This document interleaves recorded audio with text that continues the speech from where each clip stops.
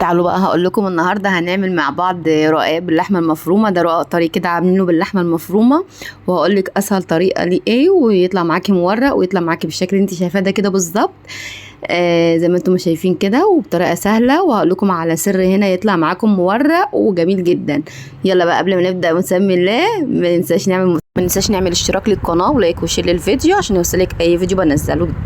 هنا معايا بقى الاول هنعصج اللحمه زي ما انتم عارفين. هنحط معلقتين سمنه عليهم شويه زيت، وهنحط طبعا انا فارمه 3 بصلات كده حلوين كبار، وننزل بالبصل بقى كده زي ما انتم شايفين. هنحط عليه شويه ملح وشويه رشه سكر عشان الميه بتاع البصل، وافضلي بقى قلبي فيه كده لغايه ما تدبل معاكي. وبعد كده طبعا ده نص كيلو لحمه هنحطه على البصل وشوحيها بقى، عصجيها زي اي تعصيجه لحمه عاديه. تمام، كلنا عارفين التعصيجه طبعا. كده خلاص معايا هي اتعصجت. انا طبعا فرمه او مقطعه فلفل اخضر، ده فلفل اخضر حامي او حراق، لو مش عايزاه ممكن تحطي رومي. وطبعا هنا معايا فلفل الوان برضو حطيت عليها. كل الحاجات دي كده بتخلي اللحمه مسكره وطعمها حلو. انت مش عايزه الحاجات دي ممكن تستغني عنها وتحطي فلفل رومي بس. هنا معايا بقى ربع معلقه 7 بهارات، نص معلقه فلفل اسمر، نص معلقه كمون، نص معلقه جنزبيل. وهنا طبعا نص معلقه الملح بنخليه في الاخر برضو كده علشان اللحمه تستوي معاكي حلو. هنا بقى السر معايا ايه؟ ده انا معايا رقاق طري. تمام، هنا معايا شويه شوربه حلوين سخنين وعليهم نص كوبايه لبن، وهنيجي نحط عليهم السر بقى معايا ايه هنا؟ نص معلقه بيكنج باودر. البيكنج باودر ده بيساعد الرقاق معاكي اللي هو ينفش معاكي ويورق وما بيخلوش لازق في بعضه. هنا معلقه سمنه طبعا ورشه فلفل اسمر بس. ده كده التسقيه بتاعتنا واللي احنا هنعمل بيه. احنا مش هنحتاج نسقي الرقاق تاني، لان ده رقاق طري بالتشريبه اللي احنا عاملينها دي او التسقيه اللي احنا عاملينها دي، مش هتحتاجي تحطي عليه اي حاجه تاني. ده اهو زي ما انتم شايفين كده. لو وصلتي معايا لغايه هنا صلي معانا على سيدنا محمد عليه افضل الصلاه والسلام. ولو لسه ما عملتيش اللايك انزلي اعملي اللايك بقى ومتابعه حلوه كده. طبعا معايا صينيه هنا نحط بقى فيها سمنه، دهنيها سمنه طبعا عشان الرقاق معاكي ما ينشفش. وبرده الطريقه ديت للرقاق الناشف، يعني ممكن تحط يعني كده الرقاق الناشف بنحطه في شوربه عادي سخنه وبنطلعه. وممكن برده تعملي له التسقيه دي اللبن على شوربه على بيكنج باودر على معلقه سمنه على رشه ملح. هنا كل بقى رق. هنا معايا بقى السر في ايه؟ كل رق هنحطه الرقاق هتحطي رشه اللي هي التسقيه اللي احنا عاملينها او هقولك ايه، اللبن بالشوربه اللي احنا عاملينه ده. كل رقاق هنرش معلقه، كل رقاق هنرش معلقه لغايه ما نوصل للنص، ونيجي حاطين اللحمه المعصجه، وهكذا هنعيد برده كده زي ما انتم هتشوفوا معايا دلوقتي. كده اهو.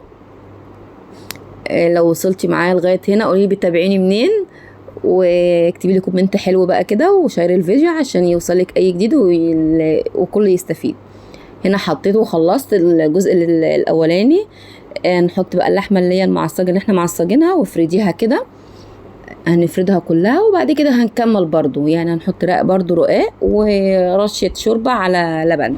واهم حاجه ما ننساش السر في كده معلقه البيكنج باودر عشان تنفش معاكي الرقاق وتخليه مورق كله. الطريقه دي كويسه جدا وطلعت حلوه قوي وما احتاجش معايا شوربه ولا اي حاجه زي ما هتشوفوا معايا كده دلوقتي. اهو كده خلصنا.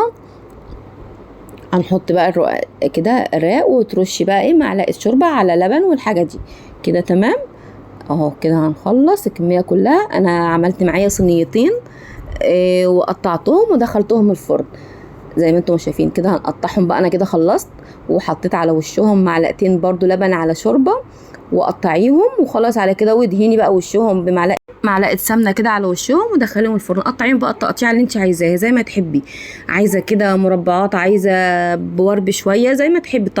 التقطيع ده على مزاجك انت كده اهو زي ما شايفين. وعلى فكره كان طالع طري وحلو قوي. عكس ان احنا نرص كده فوق بعضيه وندهن سمنه ونيجي نسقيه شوربه او لبن ببيض. لا الطريقه دي طلعت حلوه جدا جدا. والعامل الاساسي معانا هنا في الوصفه دي معلقه البيكنج باودر.